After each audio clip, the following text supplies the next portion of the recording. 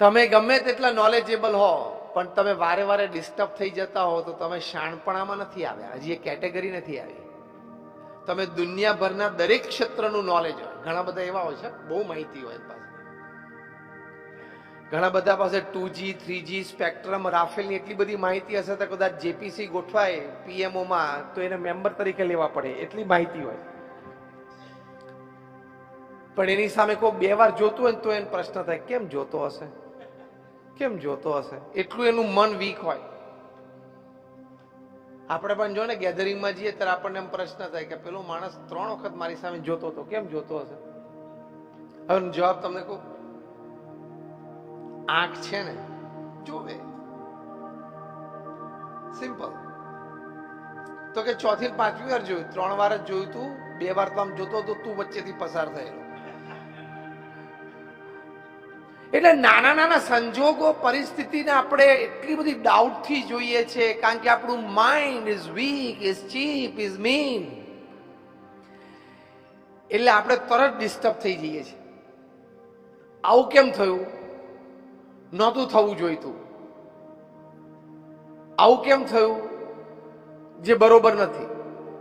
તો એ સંજોગ અને પરિસ્થિતિને આપણે સાચવતા આવડવી જોઈએ.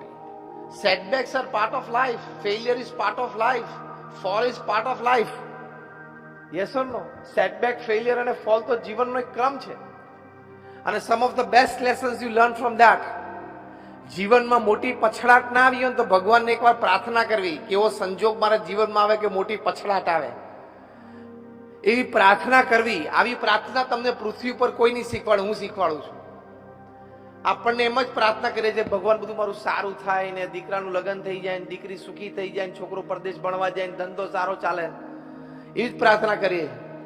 કોઈક દિવસ તો જીગર રાખો કે ભગવાનને એકવાર કહું કે એવા સંજોગો જીવનમાં ઘડો કે પછડાટ આવે, સેટબેક આવે, ફેલિયર આવે તો જીવનની ઘણી બધી સ્પષ્ટતાઓ, વ્યક્તિઓ વિશે ઘણી બધી સ્પષ્ટતાઓ તમારા મનમાં આવશે. Setback or failure is the greatest teacher. એવા સંજોગો જીવનમાં આવે એ બહુ જ જરૂરી છે. તો વ્યક્તિ ઓળખવાની પારખ એટલે પરખ તમારી બદલાઈ જશે, એક ક્ષમતા જુદી કક્ષાએ પહોંચી જશે. સંજોગ અને પરિસ્થિતિ તમે હેન્ડલ કરી શકશો. See, what happens with you is 10%. How you take it is 90%. જે બને છે તમારી સાથે એની તો ઇમ્પેક્ટ તમારી પર 10% છે. એ સંજોગ એ પરિસ્થિતિને તમે કેવી રીતે જોવો છો, કેવી રીતે મૂલવો છો, તમારા જીવનમાં એ કેવી રીતે સ્વીકારો છો, એની ઉપર એનું 90% ઇમ્પેક્ટ રહેલી છે. તો એક સેટબેક કે ફેલિયર આવે. પ્રમુખ સ્વામી મહારાજને લંડનમાં ભવ્ય મંદિર કરવું હતું. ત્યાં લંડનમાં હેરો નામના એક સબબમાં અમે મોટી જગ્યા પણ લીધી. I am talking of early 90s. આજુબાજુના રેસિડન્સે અમારી સામે કેસ કર્યો, સંસ્થા સામે, કે આ લોકો મંદિર બાંધશે તો રાત્રે 12 વાગ્યા સુધી ઘંટ વાગશે ને, આરતી વાગશે ને, ઢોલ વાગશે તો અમારી પીસ એન્ડ પ્રાઇવસી ડિસ્ટર્બ થશે. એટલે 12 વાગ્યા સુધી કોઈ નથી વગાડતું, અમારે ટાઈમ નથી. અને તમે અમે કહું ભારતમાં આવો, અમારા મંદિરો જુઓ, રાત્રે 9 વાગે તો મંદિર શાંત હોય છે, થઈ જાય છે, ઠાકોરજી પોઢી જાય છે. સ્ટીલ કેસ ચાલ્યો. અને પશ્ચિમ જગતમાં કેસના ભાગરૂપે એક લીગલ પ્રોસિજર એવી પણ હોય છે કે જેને સિગ્નેચર કેમ્પેઇન કહે છે. કોર્ટ બંને પાર્ટીને કે જે અફેક્ટેડ નેબરહુડ છે એમાંથી તમે તમારી સિગ્નેચર લઈ આવો, કન્વિન્સ કરીને લોકોને. વધારે સિગ્નેચર કોણ લાવે છે? એટલે સાહજિક છે એ લોકો લોકલ્સ હતા ને અમે ઇમિગ્રન્ટ્સ હતા, એટલે વધારે સિગ્નેચર એ લોકોને મળી. કંઈક એ મોટી વાત રાખીને કોર્ટે જજમેન્ટ આપ્યું કે BAPS સંસ્થા અહીંયા મંદિર નહીં બનાવી શકે. Full and final judgement. Now listen carefully. Pramukh Swami મહારાજ બરોડામાં હતા અને લંડનથી અમારા ટ્રસ્ટી શ્રીઓએ ફોન કર્યો અને કહ્યું પ્રમુખ સ્વામી મહારાજને કે સ્વામી આપણે કેસ હારી ગયા છીએ અને હવે આપણે ત્યાં મંદિર નહીં કરી શકીએ.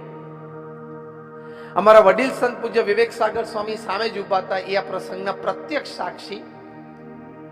પ્રમુખ સ્વામી મહારાજના કાને આ શબ્દ પડ્યા કે we have lost the case and it is a full and final judgement. પહેલો રિસ્પોન્સ પ્રમુખ સ્વામી મહારાજનો, જો આ સંજોગ અને પરિસ્થિતિમાં અભિગમ કેવા રાખવા.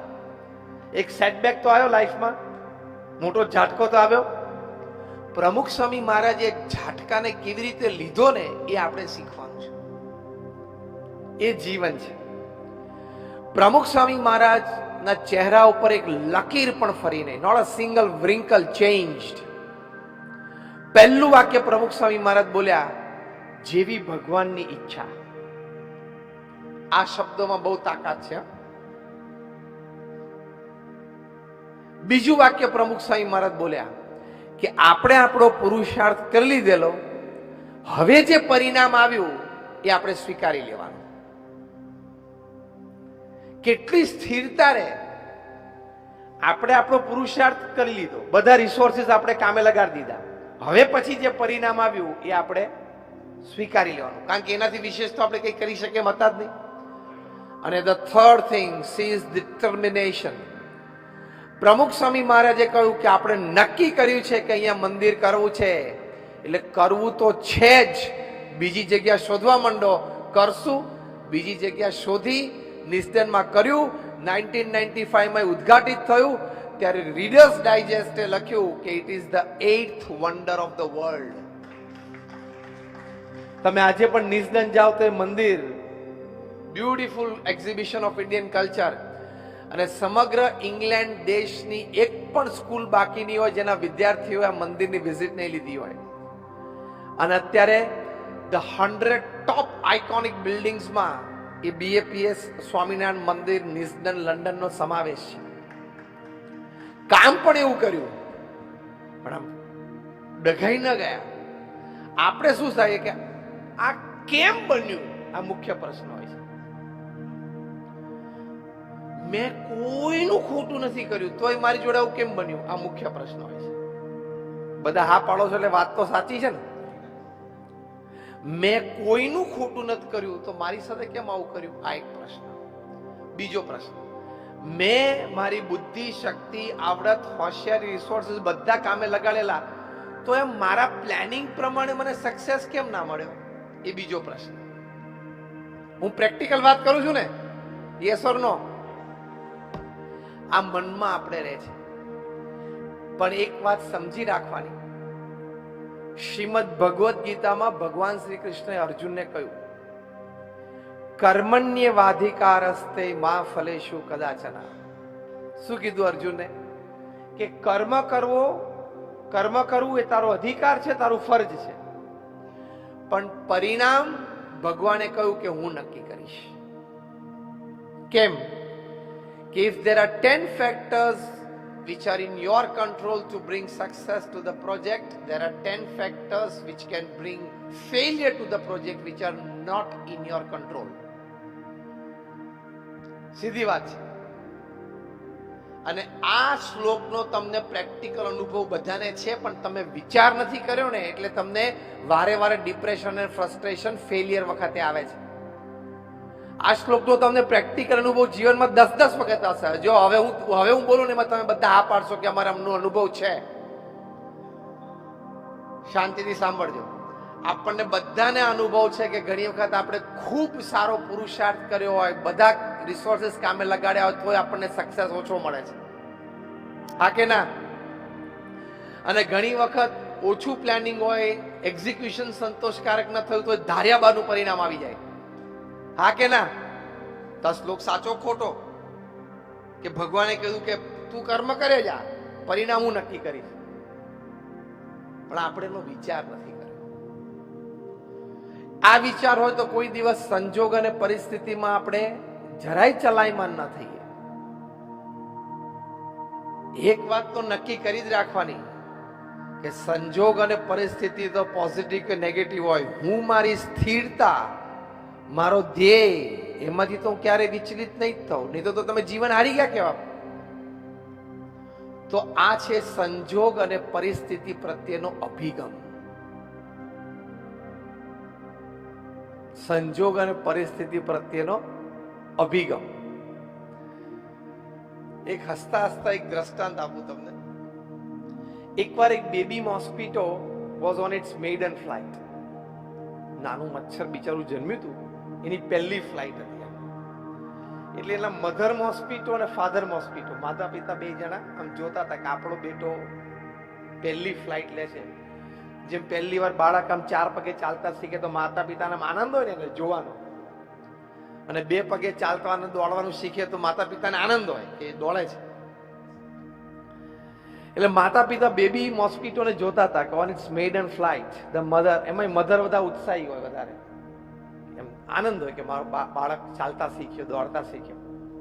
એટલે માતા પિતા બંને આમ જોતા હતા. પેલું બેબી મોસ્કીટો આમ ગોળ ફરીને રૂમમાંથી પાછું આવ્યું, પાછું માતા પિતા પાસે બેઠું. એટલે એની માતાએ હરખભેર પૂછ્યું કે how was your flight, how was your flight, તમ કેવું લાગ્યું તમને?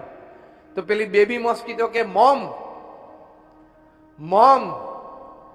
wherever I went, everybody were clapping for me.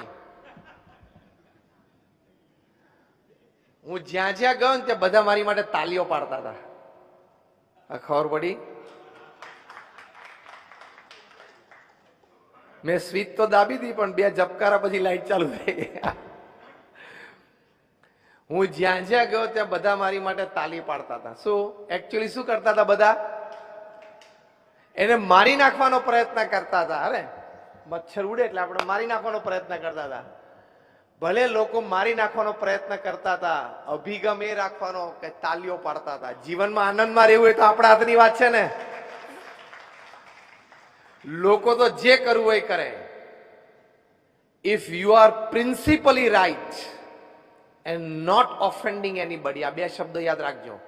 તમે સિદ્ધાંત અને મૂલ્યોની દ્રષ્ટિએ સાચા હો અને કોઈને પણ ઓફેન્ડ ના કરતા હો તો કોઈથી ગભરાવાની જરૂર નથી, વ્યક્તિઓની ચિંતા રાખવાની જરૂર નથી, વ્યક્તિ અને સમાજનો અભિપ્રાય મારી માટે શું છે એની ચિંતા રાખવાની કઈ જરૂર નથી.